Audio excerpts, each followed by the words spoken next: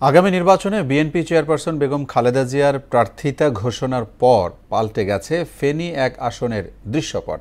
চাঙ্গা হয়ে উঠেছেন নেতাকর্মীরা, উচ্ছ্বসিত এলাকাবাসীও।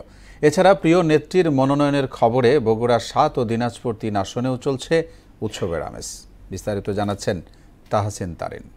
দিনাজপুর ৩ বেগম খালেদা জিয়া, দিনাজপুর সদর থেকে বেগম খালেদা জিয়া, বগুড়া ৭ বেগম খালেদা জিয়া, ফেনী ১ বেগম খালেদা জিয়া। ত্রয়োদশ জাতীয় নির্বাচনে ফেনী ১ আসনে প্রতিদ্বন্দ্বিতা করবেন বিএনপি চেয়ারপারসন বেগম খালেদা জিয়া। ছাগলনাইয়া, ফুলগাজী ও পরশুরাম উপজেলা নিয়ে গঠিত এই আসনটি। বেগম জিয়াকে প্রার্থী ঘোষণার পর থেকেই আনন্দ উচ্ছ্বাসে মেতেছেন এলাকাবাসী। ফেনী ১ আসন থেকে ১৯৯১, ১৯৯৬ ও ২০০১ সালে বিপুল ভোটে জয়ী হন বিএনপি চেয়ারপারসন।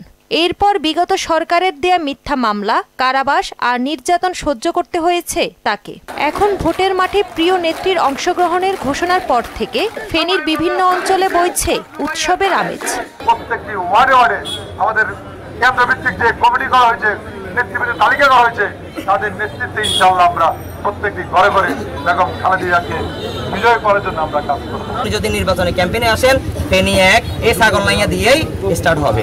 অনেক ভোট ওনাকে জিতাই আমরা ইনশাআল্লাহ।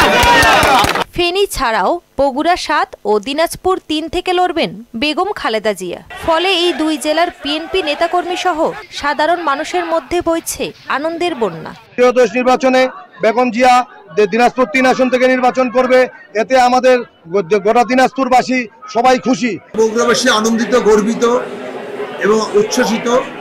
আজকে আমাদের খুশির দিন, আনন্দের দিন, ঈদের দিন।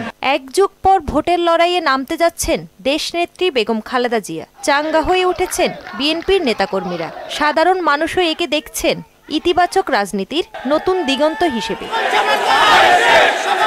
তাহসিন তারিন, মোহনা সংবাদ।